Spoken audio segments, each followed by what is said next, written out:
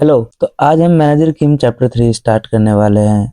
और चैप्टर 3 की स्टार्टिंग में हम देखते हैं कि मैनेजर किम च्योल के फोन में मैसेज देखते हैं कि जिस लड़की का फाइट प्रेसिडेंट की बेटी के साथ हुआ होता है, हम उसे बोट पे लेके जा रहे हैं और हम ये श्योर करेंगे कि वो मरी हुई हो। मैनेजर किम ये मैसेज देख के पूरी तरह से टूट जाते हैं और उनके हाथ से उनका सूटकेस छूट जाता है और आंखों से आंसू आने लगते हैं। मैनेजर किम जैसे तैसे अपने आप को संभालते हैं और वो खुद को संभालते हुए च्योल के फोन से मैसेज करते हैं कि क्या मैं आप लोगों को वॉइस कॉल कर सकता हूँ। और यहाँ पे बॉस और उसका साथी दोनों उस फोन की ओर देखते हैं। बॉस का साथी बोल रहा होता है कि क्या इसके साथ कुछ हुआ है, ये अभी मुझे कॉल क्यों करना चाहता है। और बॉस बोलता है क्या हुआ। बॉस का साथी बोलता है कुछ नहीं सर, मैंने वैसा ही किया जैसा आपने कहा था, पर पता नहीं क्यों च्योल हमें कॉल करना चाहता है। बॉस बोलता है कि वो च्योल नहीं है, वो पुलिस है और इस चैट को अभी डिलीट करो और फिलहाल क्रू के साथ कोई भी कनेक्शन मत रखो और जरूरत पड़े तो फोन को भी फेंक दो। बॉस का साथी वैसा ही करता है जैसा बॉस बोलता है और वो चैट को डिलीट कर देता है। मैनेजर किम स्क्रीन पे देखते हैं और उन्हें समझ नहीं आता है कि अभी क्या हुआ और वो च्योल से गुस्से में पूछते हैं, हे सुनो, ये क्या लिखा हुआ है, this chat is not longer exist, इसका क्या मतलब है, उन्हें कांटेक्ट करो अभी के अभी। च्योल डर के मारे बोल रहा होता है कि मैं ऐसा नहीं कर सकता हूँ क्योंकि उन्होंने चैट डिलीट कर दिया है, हम उन्हें कांटेक्ट नहीं कर सकते हैं। मैनेजर किम च्योल का गला पकड़ता है और उसे बोलता है मुझे नहीं पता, अभी के अभी उन्हें कांटेक्ट करो। और हम यहाँ देखते हैं पीछे से एक हाथ छुरी उठाता है और वो मैनेजर किम के पीठ पे स्टैप कर देता है। ये कोई और नहीं, ये वही आदमी है जिससे च्योल लोन का पैसा वसूल कर रहा था। ये आदमी कांपते हुए च्योल से पूछता है क्या तुम मेरा लोन के पैसे का कुछ हिस्सा माफ कर दोगे। च्योल बोलता है बहुत अच्छे, तुमने बहुत अच्छा काम किया, इसे एक बार और छुरा मारो। वो आदमी कांपते हुए बोलता है पक्का, क्या तुम मेरा लोन माफ कर दोगे। चोर बोलता है हाँ मैं कर दूंगा, पर तुम इसे एक बार और मारो। मैनेजर किम ये सुन के खड़े होते हैं और बहुत डेंजरस लुक देते हुए चोर की ओर देखने लगते हैं और छुरी उठा के चोर को आगे बढ़ते हैं। चोर बोलता है रुक जाओ, मुझे मत मारो। और मैनेजर किम आगे बढ़ते हैं और जस्ट च्योल को मारने ही वाले होते हैं कि तभी वहाँ पीछे से आवाज आती है रुक जाओ, ये पुलिस है। और एक पुलिस ऑफिसर डरते हुए बोलता है एक इंसान है यहाँ पे जिसके हाथ में नाइफ है, हथियार नीचे करो। और वो बैकअप के लिए टीम बुलाने लगता है। बाहर पुलिस की कई गाड़ियां खड़ी होती है और मैनेजर किम सरेंडर कर देते हैं। इसके बाद हमें पुलिस स्टेशन का सीन दिखाया जाता है जहाँ पे एक ऑफिसर किसी से फोन पे बात कर रहा होता है और मैनेजर किम की आइडेंटिटी के बारे में नेट पे सर्च कर रहा होता है। यहाँ चौल के बाकी दोनों साथी मैनेजर किम को गालियां दे रहे होते हैं और उसे पागल बोल रहे होते हैं। यहाँ पे पुलिस ऑफिसर उन दोनों को शांत करने की कोशिश करता है, पर वो दोनों शांत ना होकर उसमें से मोटा वाला लड़का मैनेजर किम को बहुत गाली देता है और उनके करीब पहुंच के मैनेजर किम को एक जोर से लात मारता है। यहाँ दूसरी ओर पुलिस वाले बात कर रहे होते हैं कि मैनेजर किम का फिंगरप्रिंट भी ब्लॉक्ड है और उनके पास भी ऐसा कुछ नहीं जिनसे उनके बारे में कुछ पता चल सके कि वो है कौन और कहाँ से आए हैं। और एक पुलिस वाला बोलता है ये इस दुनिया में क्या हो रहा है, क्या किसी इंसान का फिंगरप्रिंट ब्लॉक भी हो सकता है। और वो मोटा लड़का मैनेजर किम को लात मारता है और मैनेजर किम नीचे गिर जाते हैं। तभी दो पुलिस ऑफिसर आते हैं और उस मोटे लड़के को साइड करते हैं और बहुत ही क्रेजी सा लुक देते हुए उस मोटे लड़के को डराते हैं और बोलते हैं सर प्लीज यहाँ शांत हो जाइए, ये पुलिस स्टेशन है, हमें मजबूर मत कीजिए कि हम आपके साथ सख्ती बरते। और वो मोटा लड़का उन दोनों ऑफिसर्स को देख के डर जाता है। तभी मैनेजर किम के फोन पे एक कॉल आता है। एक पुलिस ऑफिसर उस कॉल को उठाने जाता है और तभी मैनेजर किम को बाकी दो ऑफिसर उठा के कहीं ले जा रहे होते हैं। वो ऑफिसर मैनेजर किम का फोन को खोलता है और उसमें देखता है कि कांटेक्ट का नाम माय डॉटर नाम से सेव है। किम पूरी तरह से शॉक हो जाते हैं और ऊपर की ओर देखते हैं और तभी मैनेजर किम अपना हाथ का हथकड़ी खोल लेते हैं। वो पुलिस ऑफिसर जिसने फोन उठाया वो पीछे की ओर देखता है और यहाँ पे सबके सब बेहोश हो जाते हैं। मैनेजर किम अचानक से उस पुलिस ऑफिसर के पीछे आ जाता है और उसका मुंह पकड़ के उसे दीवार में देता है। मैनेजर किम उसे इशारे करके बोलते हैं मत बोलो। मैनेजर किम मीजिन के कॉल पर हेलो बोल रहे होते हैं और उधर से कोई रिप्लाई नहीं आता और फोन कट हो जाता है।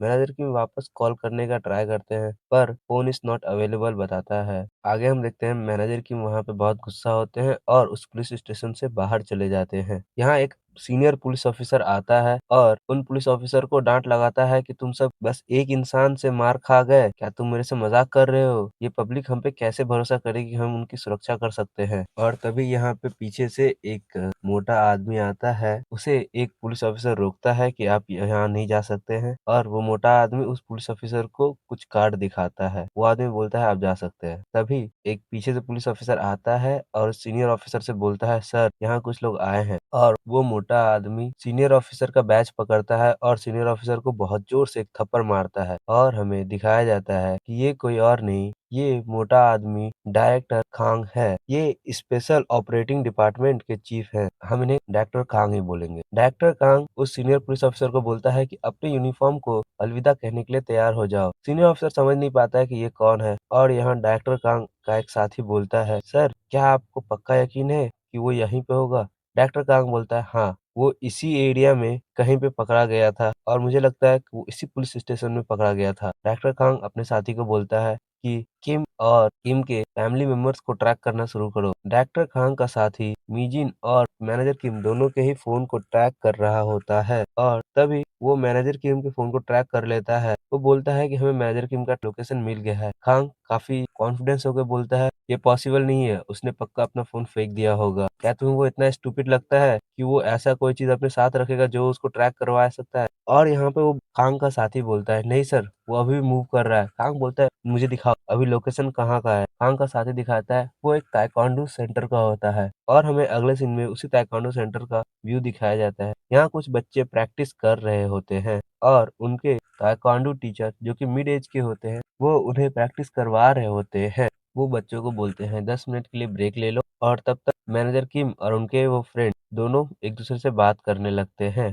मैनेजर किम के फ्रेंड बोलते हैं कि बहुत टाइम हो गया तुमसे नहीं मिला, ये सॉन्ग हांग सो है। वो मैनेजर किम से पूछता है कि तुम इतने दिन बाद दिखे हो, पक्का कोई इंपॉर्टेंट बात ही होगा, तो बताओ क्या हुआ है? मैनेजर किम बताते हैं मेरी डॉटर मर गई। मैनेजर किम के फ्रेंड बहुत ही शॉक होते हैं और पूछते हैं क्या तुम्हें पता है तुम क्या बोल रहे हो? मैनेजर किम बोलते हैं मुझे पक्का नहीं है कि वो जिंदा है कि नहीं है, पर मैंने अभी जस्ट उसका कॉल अटेंड किया था, बट वो सिचुएशन ही ऐसी थी कि मैं उसको रिप्लाई नहीं कर पाया, या फिर वो मुझे रिप्लाई नहीं कर पाई। मैं अभी भी उसके दूसरे कॉल का वेट कर रहा हूँ, नहीं तो मैं इस फोन को बहुत देर पहले ही फेंक दिया होता। यहाँ पे मैनेजर किम के साथ ही बोल रहे होते हैं कैसी सिचुएशन? मैनेजर किम बोलते हैं कि मैं पुलिस स्टेशन में था। वो बोलता है कि क्या तुम्हारे पीछे पुलिस पड़ी हुई है? मैनेजर किम उससे सॉरी बोलते हैं कि वो पुलिस को लेके यहाँ तक आ चुका है, तुम्हें सॉरी बोलने की जरूरत नहीं है, सॉरी मुझे बोलना चाहिए कि मैं इतने प्रॉब्लम में भी तुम्हारा साथ नहीं दे पाया। वो दोनों जब वो आखिरी बार मिले थे उस टाइम को याद करने लगते हैं जब उनके फ्रेंड के बेटे को बचाया था, और तभी यहाँ पे पुलिस ऑफिसर गेट से एंटर कर रहे होते हैं और बच्चे बाहर आ रहे होते हैं। यहाँ पे मिस्टर खांग एक बच्चे को पकड़ के बोलता है कि हेलो कोड 666, तुम एक राक्षस हो, मैं तुम्हें नहीं छोड़ूंगा। और यहीं पे मैनेजर किम के दोस्त मिस्टर खांग के चेहरे पे एक जोर से लात मारता है, और मिस्टर खांग उनके लात को पकड़ लेता है। मैनेजर किम के दोस्त दूसरे अपने पाँव से मिस्टर खांग के चेहरे पे जोर से लात मारते हैं, और मिस्टर खांग पीछे जा गिरते हैं। मैनेजर किम के दोस्त जो उस बच्चे के हाथ में फ्रेंच फ्राइज होती है उसके एक भी दाना को बिना गिराए उस बच्चे के हाथ में दे देता है, और बच्चा शॉक हो जाता है और बोलता है ये लो, और तुम अभी जाओ बाहर, हम अपने दोस्तों से थोड़ा बात कर रहे हैं। मिस्टर खांग मैनेजर किम के दोस्त को पंच मारने जाते हैं, और यहीं बीच में मैनेजर किम आकर उनका हाथ पकड़ लेते हैं और बोलते हैं कि तुम ये क्या करना चाह रहे हो, उसके साथ एक बच्चा है।